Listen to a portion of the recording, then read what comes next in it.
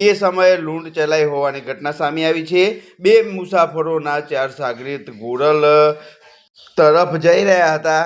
બે મુસાફરોના 4 ચાકી ગોરલ રોડ પહોંચી રિક્ષા ચાલક પર હુમલો કર્યાની ઘટના સામે આવી છે।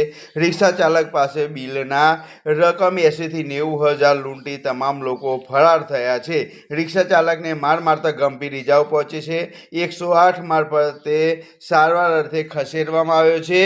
ખાસ વાત કરવામાં આવે તો સાબરકાંઠા જિલ્લાના ઈડર તાલુકાના કાનપુર ગોરલ રોડ પર રિક્ષા ચાલકને લૂંટ કરી લોકો પલાયન થયા છે।